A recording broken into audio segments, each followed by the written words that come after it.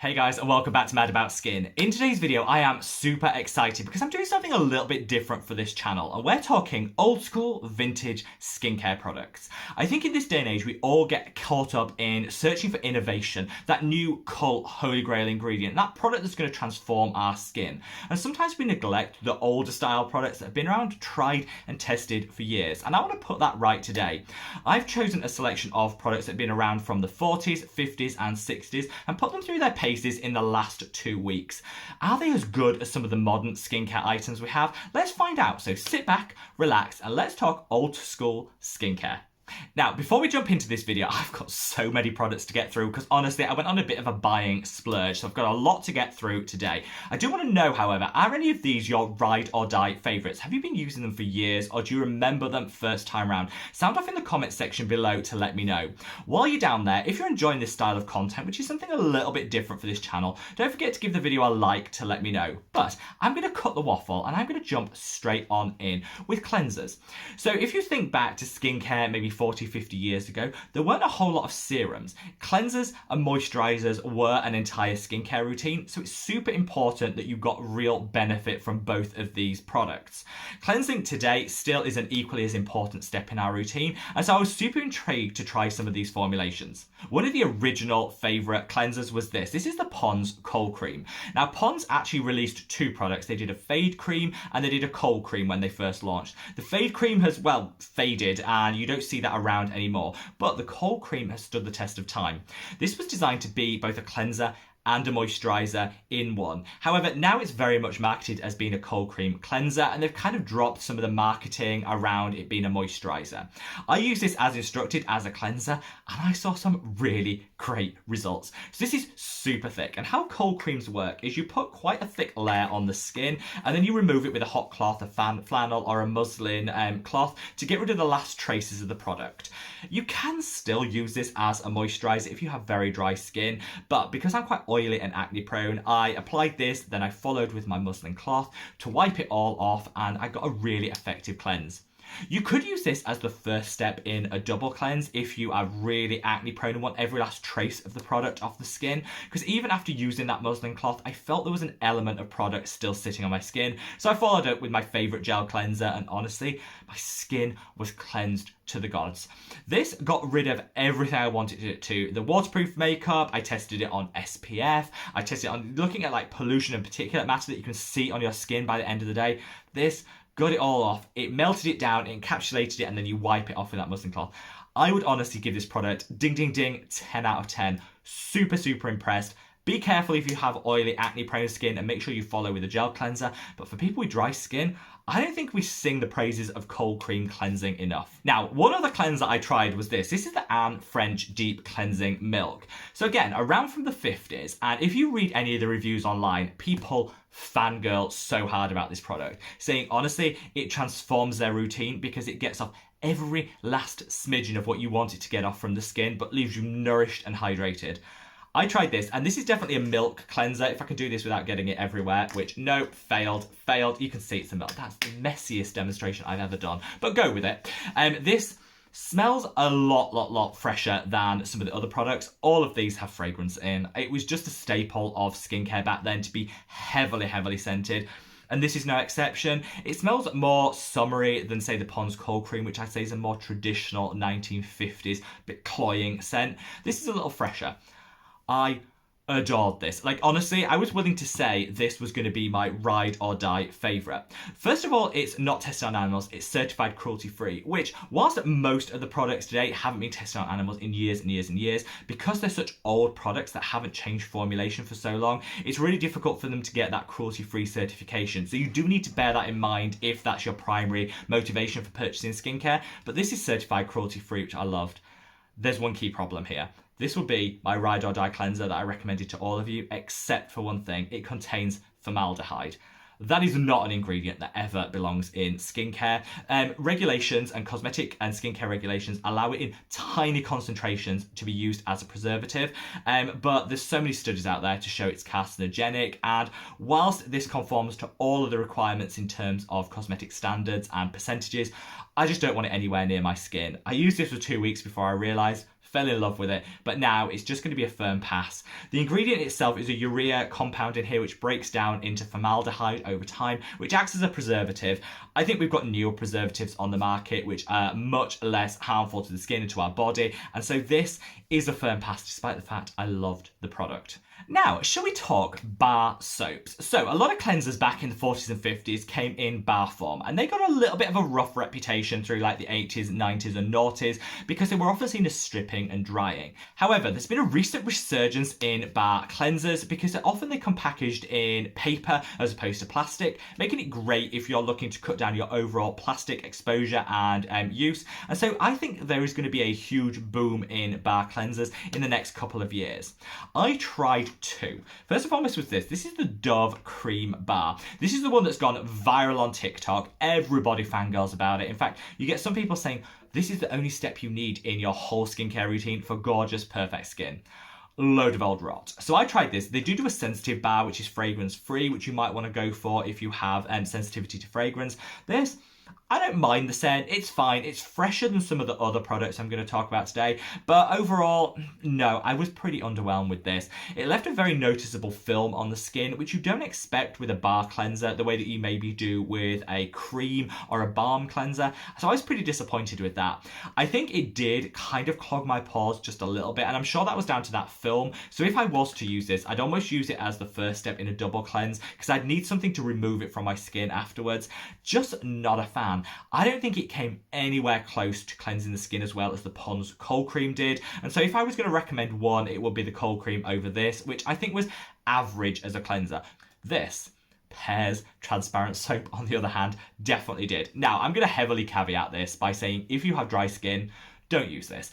This was a little bit drying even on my oily, acne-prone skin, but I need that in summer. Honestly, my skin is a grease slick mess. I need this in summer, and this delivered everything I wanted. Look how beautiful. This was renowned back in the 50s as being one of the first soaps which was truly transparent. You can almost see through that in the right light, and it's packed full of glycerin and other really great ingredients to hydrate. Because it has got those surfactants which give that effective foaming and cleansing, it is a little bit drying on the skin. If you've got oily, acne-prone skin, this could be a great option. It comes entirely packaged in paper, so great if you want to cut down your plastic packaging, but this, so good. It also looks great in the dish, so even if you do have slightly drier skin and you might not want to reach for this for your face, the price point, 90p for a bar, so good, and I keep it for washing the hands, and just it's probably one of the most effective bar cleansers I've ever found. Lathers beautifully and just does everything you want it to. This was a 10 out of 10. Just make sure you use it for the right skin type and maybe give it a pass if you've got dry skin. It feels really odd to be moving straight from cleansing through to moisturising, but there was really nothing that sat in the middle in terms of effective serums around the 40s, 50s, 60s, even way through to like the 90s, which is when you first saw toners and serums really enter the market.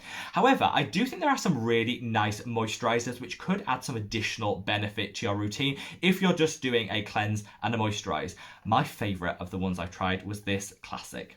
This is the Olay Beauty Fluid. Now, sound off in the comment section below if you remember this by its original name, Oil of Olay, which was, I think, what it used right up to the 90s. I remember it because this was my mum's favourite brand, favourite moisturiser, and absolutely loved it. So I remember it as Oil of Olay, depends where in the world you live, how you pronounce it, but now they've rebranded. They're just Olay, and they've updated some of their packaging.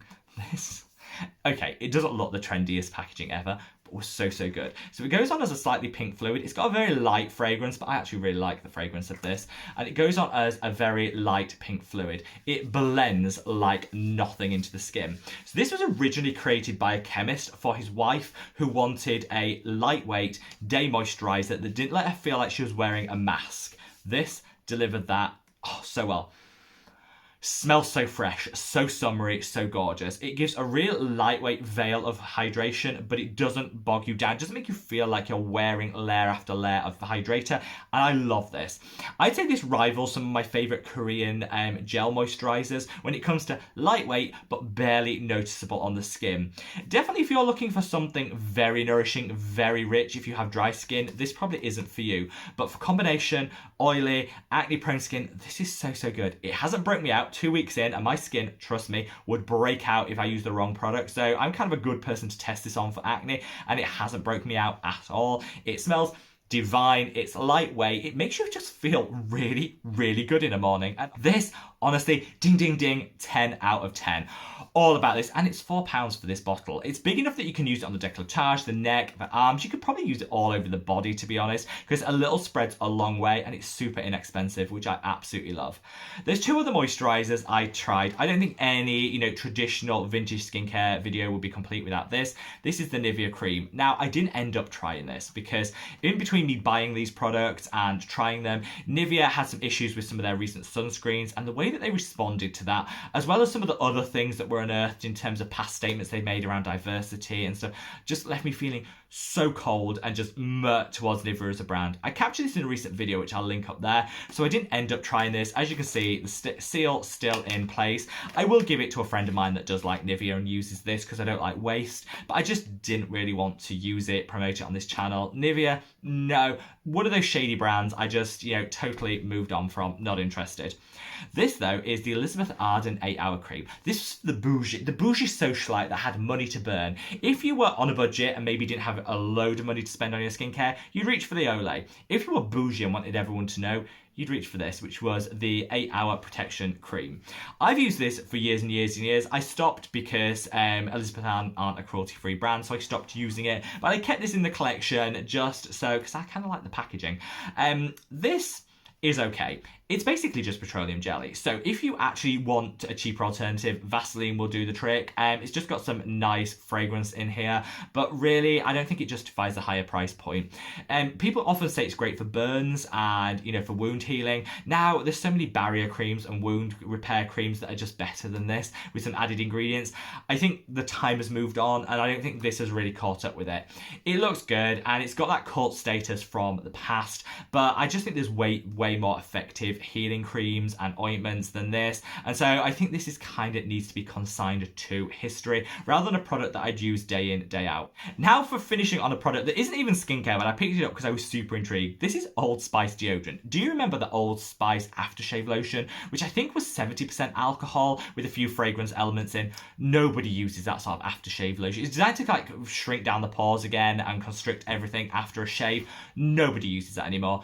Definitely not needed in anyone's routine. But the Old Spice kind of intrigued me, and I had a spritz of this in Boots when I was shopping for all these products. I was like, oh my god, that smells so good. They've taken out the aluminium, so if you're looking for an aluminium-free deodorant, this is a really great option, and it smells stunning. They've changed the marketing because their original tagline was, "You exist because your grandfather used Old Spice."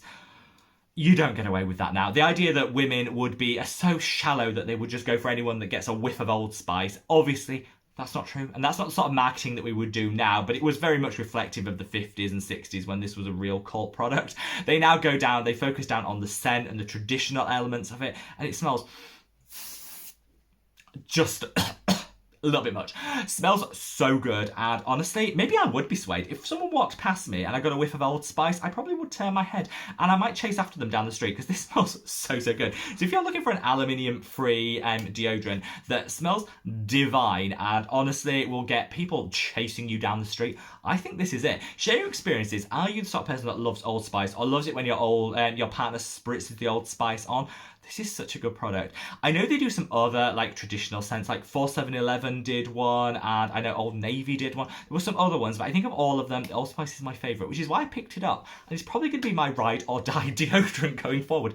I might be a bit hooked. So there you have it, guys. A voyage into traditional skincare and some of the vintage skincare items still available today. If I had to choose some products that I go for, I would probably reach for the Pond's Cold Cream every single day, especially those days I want to really get off some of the heavier makeup or SPF. This Olay Beauty Fluid is stunning, and I'm going to continue to buy the Pears Glycerin Soap just to have in the dish for people washing their hands and to use as a bit of a facial cleanser as well, because honestly, on those days where I'm extra greasy, this is my new ride or die favourite. I'm so glad I use this. Will I stop looking at new and innovative skincare? Absolutely not. It's part of my job, it's what I enjoy doing, it's a hobby. But I think this has dispelled the myth that just because something has been around for so long doesn't mean it's ineffective, doesn't mean that you should discard it from your routine. I'd love to know your thoughts and feelings. Sound off in the comment section below. Wherever you are in the world, guys, stay safe, stay well, and look after your skin. Take care. Bye.